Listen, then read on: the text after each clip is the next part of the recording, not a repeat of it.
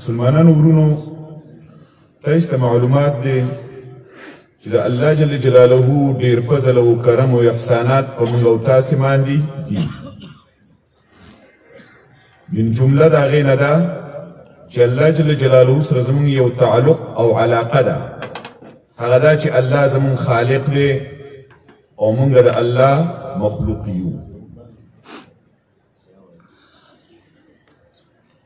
د دې سره سره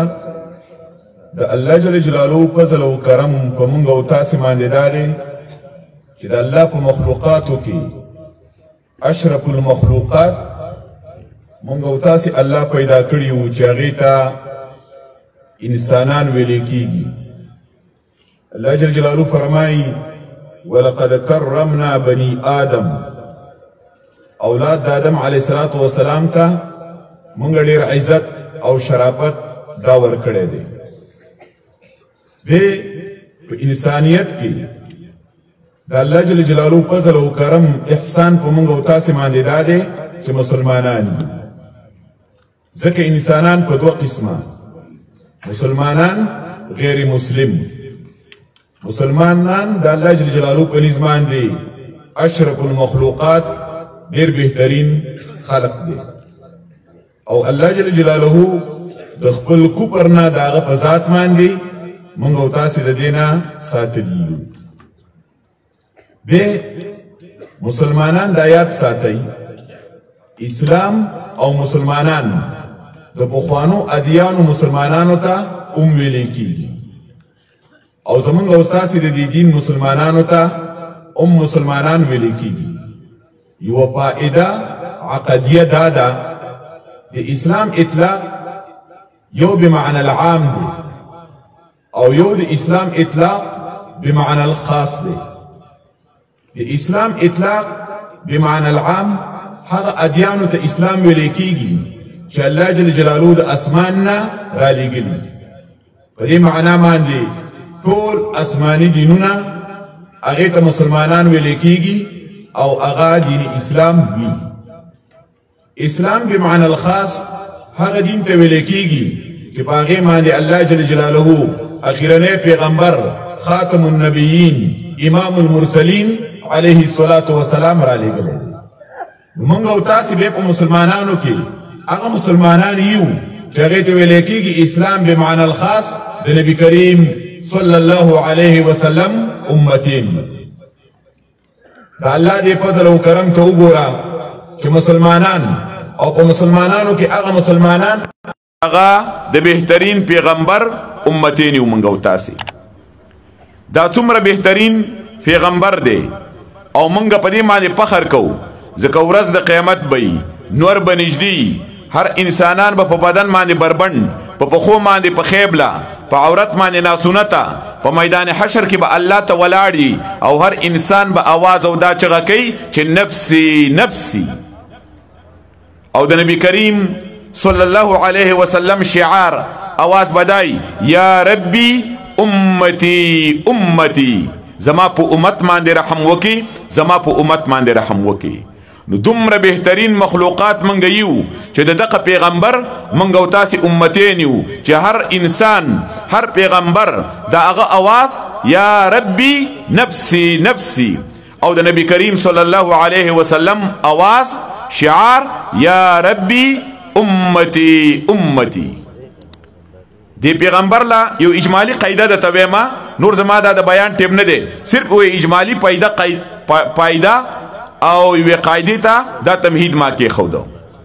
به دی نبی صلی الله علیه وسلم لا الله جل جلاله دومره وزن ورکړی دی، په روایتو کې راځي تاسې بار بار اورېدلی دی. یو ورځ نبی صلی الله علیه وسلم فرمایي جبریل علیه الصلاة والسلام راغی او ماته تله کې خودله. دا د نبی صلی الله علیه وسلم خوب و. وی زه د یو انسان سره وتللمه، زه په هغې باندې درون شولمه.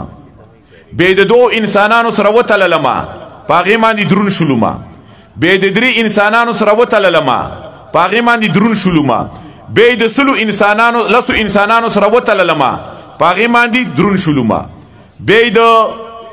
سلو انسانانو سره وتللما پاغې باندې درون شلوما تر دې حده پورې چې یو اواز وشو که چرته دا انسان تاسې راواخلی د دنیا د ټولو انسانانو سره وتلی دا به پاغې باندې درونی د دې خوب مطلب دا دی د نبی صلی الله علیه وسلم کرامت شرافت درونواله عزت د الله جل جلاله په نظام باندې د دې ټولو انسانانو نه زیات دی دومره ښکلی پیغمبر دا الله جل جلاله موږ او تاسې ته رالیږلی دی د پخوانو پیغمبرانو چې څومره صفات د کمال وو هغه ټول صفات الله جل جلاله په نبی کریم صلی الله علیه وسلم کې ښودلي وو سورة الانعام کې الله جل جلاله د ولسو امتیازي پیغمبرانو ذکر کوي په آخر کې به الله جل جلاله فرمایي اولئک الذین هدى الله فبهداه مقتده د دې آیات تفسیر هم دا دی به الله پیغمبر ته وایي چې دغه پیغمبران چې کوم د هغې تذکره وشوله د هغې بیان وشوله دې ټولو ته د الله جل جلاله هدایت و نو د هغو په دې هدایت پسې تم ور روان شه مفسرین په دې آیات کې نکته وایي د دې د وجه نه د مخکینی پیغمبران په دې هر یو پیغمبر کې څه صفاتو امتیازي او څه صفاتو د کمال دا ټول الله جل جلاله په نبی کریم صلی الله علیه وسلم کې را جمع کړي وو اولئک الذین هدى الله د الله ورته هدایت و په بهداه مقتده د هغو په دې هدایت پسې روان شه نو د نبی صلی الله علیه وسلم کې د پخوانو ټولو پیغمبرانو صفات کمالیه دا په نبی صلی الله علیه وسلم کې موجود وو نو دغه الله چې دا رسول منګ او تاسو ته رالیږلی دی دقه رب العالمین د دې رسول صلی الله علیه وسلم اطاعت په منګ او تاسو باندې لازم کړی دی په وړو خبرو کې په غټو خبرو کې د عقیدې په خبرو کې د عمل په خبرو کې د معاملاتو په خبرو کې د معاشرې په خبرو کې د غم په خبرو کې د خادۍ په خبرو کې په وړه خبره او په غټه خبره وما ارسلنا من رسول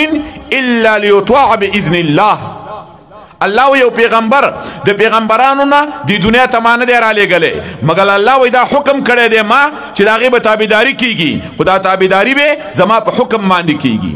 نو د رسول الله صلی الله علیه وسلم تابعداري کول دا بعینه د الله تابعداري ده ځکه د دې په دې تابعدارۍ باندې موږ ته د الله جل جلاله حکم دی ځکه الله فرمایي ومن اطاع الرسول فقد اطاع الله چا چې د دې رسول الله صلی الله علیه وسلم تابعداري وکړله بعینه د الله جل جلاله تابعداري وکړله په موږ او تاسې باندې د دې پیغمبر کلمه ویل لازم لا اله الا الله محمد رسول الله په دې کلمه کې ګوره دوه غټ اقرار دي یو اقرار دی د الله جل جلاله په وحدانیت باندې چې الله جل جلاله یوازې تنها دا معبود دی د بل هیچ عبادت به موږ نه کوو دویم اقرار دی په دې کلمه کې په رسالت د نبی صلی الله علیه وسلم باندې چې یوازې ګوره زمون قائد او رهبر واجب الاتباع دا به نبی صلی الله علیه وسلم عقایده دا د زما چې ما دا تمهید هغې ته کېښوده د محمد رسول الله څه معنا ده که ستاسې خیلي ډېر خلک زموږ مسلمانان ورونه دا کلمه وایي خو د محمد رسول الله په معنا باندې نه پوهېږي د دې اجمالي معنا واورئ د محمد رسول الله معنا دا ده طاعته فيما امره وتصديقه فيما اخبره د نبی صلی الله علیه وسلم چې کوم ارشادات موږ ته فرمایلی دي چې هغې ته اوامر او نواهی ویلی کېږي د رسول الله صلی الله علیه وسلم په هغې کې اطاعت کول زه صرف دا قاعده ویم نو شیخ صاحب راغلی ښه نو د رسول الله صلی الله علیه وسلم د اوامرو او د نواهیو تابعداري کول اوامر چې یو کار وکړه هغه به کې نواهی چې دا کار مه کوه د هغې نه به ځان ساتې دویم تصدیقه فيما اخبر نبی صلی الله علیه وسلم چې تا ته د څه بیان کړی دی چې دا کار داسې شوی یا دا کار به داسې کیږي با قاعده به د هغې تصدیق کې نو یو طاعته فيما امر وتصدیقه فيما اخبر خدایات ساتي مسلمانانو ورونو د رسول الله صلی الله علیه وسلم طاعت دا په دوه قسمه دی او د رسول الله صلی الله علیه وسلم تصدیق فيما امر ګوره دا په دوه قسمه دی خدي خبرې ته متوجه شي دا ماته یو ضروري نهایت زیاته پیدمنه قاعده ښکاره کیږي ځکه دې ته ما دا تمهید کې خو او دا مې بیان کړو طاعته فيما امر د نبی علیہ السلام تابع اتباع مطلقه د نبی علیہ السلام فيما اخبر تصدیق دا تصدیق مطلق یو مقید یو د مطلق په دې مطلق او مقید اطاعت باندې زتا سي پوي کما په یو پښتو ژبه باندې اطاعت مطلق دی ته ویل کیږي چې د رسول الله صلی الله علیه وسلم خبره تا تر ورسیږي آمنا سلمنا ستړی نکی پچای و نه ګرځي د د منل په بل چا پسې ونه تړي دی ته ویل کیږي اطاعت مطلق او دی ته ویل کیږي تصدیقی مطلق او تصدیق او اطاعت مقید دی ته ویل کیږي د خبرې دی تصدیق کومه بشرطین چې زمانه مخکې پلانې سره هغه تصدیق وکي هغه په مهر ولګي زب په مهر لګوم کلم دی کنه اطاعت مطلق پلانی سړی چې و منله زبیدله منم کاغه نو منلی زیدله نه منم وصیات ساتي لوک سوچو فکر وکړي الله جل جلاله چې زمنګ نه د پیغمبر تصدیق غواړي الله جل جلاله چې زمنګ نه د پیغمبر اطاعت غواړي دا مطلق غواړي مقید نه غواړي کلم دی کنه څه مطلب د رسول الله وړه خبره غټه خبره دا غیب تصدیق کې د تصدیق به د چا په تصدیق پسې نه تړي د دې د وړې خبرې د غټې خبرې تابعداري به کې دا اتباع به د بل چا په اتباع پسې نه تړي وس راشئ موږ تاسو ته وګورو د خپل ایمانونو ته وګورو تابعداري کوو خو مطلق نه بلکې مقید تصدیق یې کوو مطلق نه بلکې مقید څنګه خیال دې کنه د دې خبره دې منم بشرطین چې زما عقل یې ومني خبره دې منم بشرطین چې زما رواج یې ومني خبره دې منم بشرطین چې زما امام یې ومني خبره دې منم بشرطین چې زما پارټۍ زما سیاست زما ذوق زما مذهب دی ومني کاغه منلی وا زی منم او کاغه نو منلی زی نه منم دقه ایمان الله زمنګ نه غواړي زمنګ نه الله کوم ایمان غواړي رسول الله د خبرې دي تصدیق کوم د اوامرو دي تابعداري کوم د نواهیونو دي ځان ساتم که زما عقل مني کني مني زما مذهب مني کني مني زما خواهش مني کني مني زما سیاست مني کني مني زما ذوق مني او کني مني زما پارټي او سیاست دای مني او کني مني نو د خپل ایمانونو ته ګوره باید منګو تاسو سوچو فکر وکړو امام ابن ابي العز د لا اله الا الله محمد رسول الله په تفسیر کې بعینه دا خبره کوي لکه دا ما چې تاسو وکړه وی په لا اله الا الله کې توحیدان عظیمان لا نجاة للعبد الا بهما د لا اله الا الله محمد رسول الله په دې کې ګوره دوه توحید دي اڅ کله بنده د الله د عذاب نه نشي خلاصېدلی چې دا دواړه توحید په ځان کې پیدا کړی نه اولنه توحید المرسل وحدانیت د الله ځکه لا اله الا الله د دې معنی توحید المرسل دویم وتوحید متابعه الرسول او وحدانیت په تابعداري د نبی صلی الله علیه وسلم کې بیا وی د توحید متابعه الرسول معنی دا ده فلا نحاكم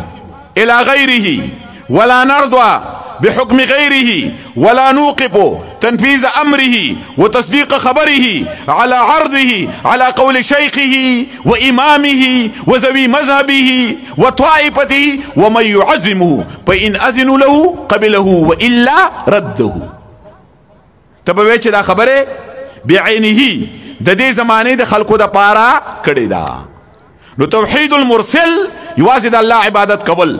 توحید متابعه الرسول یوازې رسول الله تابعداري کول یوازې رسول الله تابعداري وای د دې مطلب دا دی فلا نحاكم الى غیره بل چاله په فیصله نوړو د بل چا فیصله باندې با ناراضي کوو بیا ما تاسو ویلو کنه یو د رسول الله صلی الله علیه وسلم اتباع په اوامر او نواهیو بل په تصدیق کې داغه تصدیق کوله وی ولا نوقف تنفيذ امره وتصديق خبره على عرضه على قول شيخه وامامه وذوي مذهبه وطائفته ومن يعظمه د رسول الله صلی الله علیه وسلم د خبرې تصدیق باندې ودرې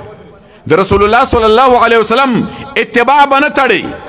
ته ورېګا چې زه خپل امام ته وړاندې کوم زه خپل ذوق ته وړاندې کوم زه خپل سیاست ته وړاندې کوم زه خپل عقل ته وړاندې کوم زه خپل رواج ته وړاندې کوم کاغو منلی وا ته منی او کاغو نو منلی ته نه منی په ایمان وی وای